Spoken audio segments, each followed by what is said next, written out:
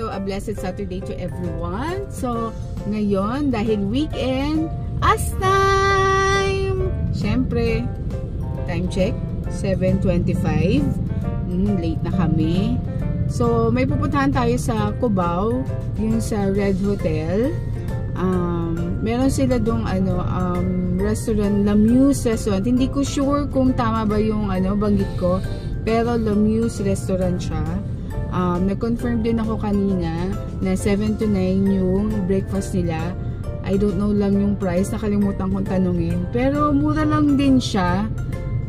Sa pinuntahan namin, parang same price lang din dito sa sa May Cubao. So guys, ayaw nga pala, naka-green kami ulit. Pero mas matingkad naging sa kanya apple, ako neon. Pero green pa din, ba? Diba? So guys, see you. Tingnan natin yung mga complete set ng breakfast din nila. Sana okay din, ba? Diba? Yun lang naman yung importante kasi iba-ibang variety yan, iba-ibang setup ng breakfast nila. So, let's check kung ano yung presentation din nila, yung taste nila, tsaka yung staff nila, kung attentive ba sila. Yan yung mga talagang kino-call out din namin. Yes. So, yung mga ibang videos namin, naka-upload na dyan, yung mga breakfast buffet na restaurant sa Easy Ricardo's Kitchenette. Yan. Share din mga guys. Then paki-like na din. Thank you. See ya!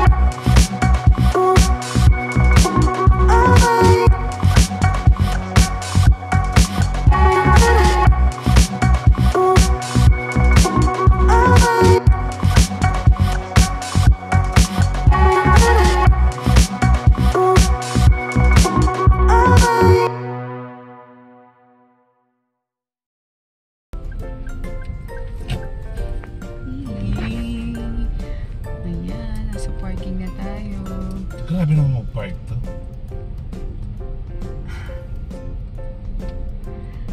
Yan. Siyempre kailangan sa hotel may mga parking slot. Automatic na yun.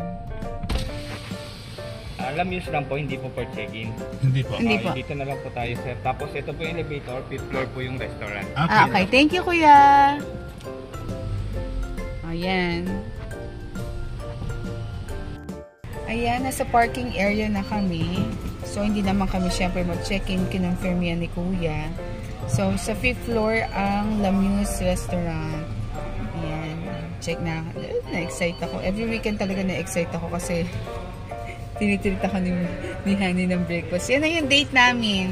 Hindi kami nagbumol, hindi kami ganun nagpapasyal.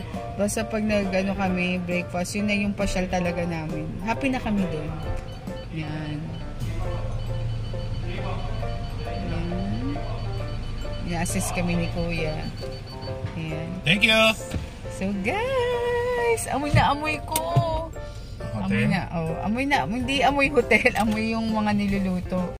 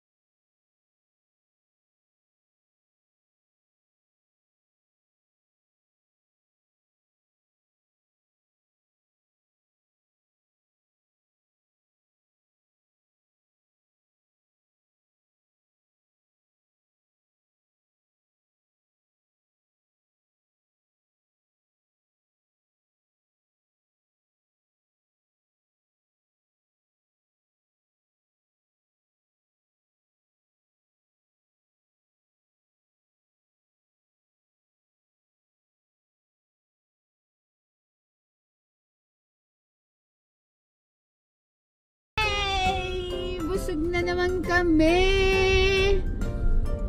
Yan. Eh, yung pinuntahan namin is La Muse Restaurant for only $3.99. Same lang din sila sa presyo na pinuntahan namin before. Yan. So, although konti lang naman yung selection, pero okay naman yung yung set ng ng breakfast nila. Yan, baka may makalimutan. Basta pag may nakalimutan kami, i-check nyo lang yung full video. Ay, upload ko lang din yan. Mga 2 days, mga ganun, or 1 day lang, ganyan. So, yung mga set ng nila, ng breakfast nila, is, ayan, may kakaibang drinks. Pink lemonade na, hindi na orange and mango sa sinasabi ni Han. Pink lemonade. Tapos, syempre, may brewed coffee sila. Hindi ko lang natanong kung anong klaseng brewed coffee yun. Nakalimutan ko kay ating tanungin. Ayan. Tapos, ang fruits lang nila is pineapple. Ayan. Okay lang naman. Matamis ang pineapple nila. Pero sila naasiman eh. Ako hindi. Hindi, sabi ko nga, look at my face. Ayan. Tapos, ito na yung mga set nila. Yung parang main course dun sa breakfast nila. Yung chicken tocino. Ano sunod? Yun. The usual. Scrambled egg. Pansit canton ba yun? Pansit canton, no? Pansit canton. Tapos, ano pa ba? Smoked fish. Nakadami ako ng smoked fish, which is tinapa yun. Oo, na tinapang galunggong. Masarap siya. Ayun. Ako nga kahit sa scrambled egg, pwede na sihan. First time ko na ang sausawa niya, suka. Ayan, nasarapan din siya. Ano pa ba yun pa? Yun lang, no? Yung mga nasabi ko. May soup. Ayun, corn soup. Yan, okay pa. Tapos may tinapay sila na pwede nyong i-toast, oven toaster ba yun? Oven toaster, oo. Yellow fried rice. Yun, yung yellow fried rice. Yung sa oven toaster, may butter sila tsaka jam. Hindi ko alam kung ano jam yun. Pinapakain ko kasi Han eh. Kasi hindi talaga ako mahilig sa jam. Pero siya, ayun yan na daw kasi busog na daw siya. Ayun. Yellow garlic rice yun. Yellow garlic rice. Scrambled egg. Ulitin ko lang. Pansit. Smoked fish. Tsaka chicken tocino. Ayun. 5 lang, no? Ayun. So, okay naman. Then, okay na, okay. Malinis. Yes, malinis. Ano pa ba? Maayos siya. Organized. Very, polite naman yung mga doon. Pero yung mga iba kasi, yung pinunta namin sa resto, pagkatapos namin kumain, kukunin kagad. Pero sila okay naman.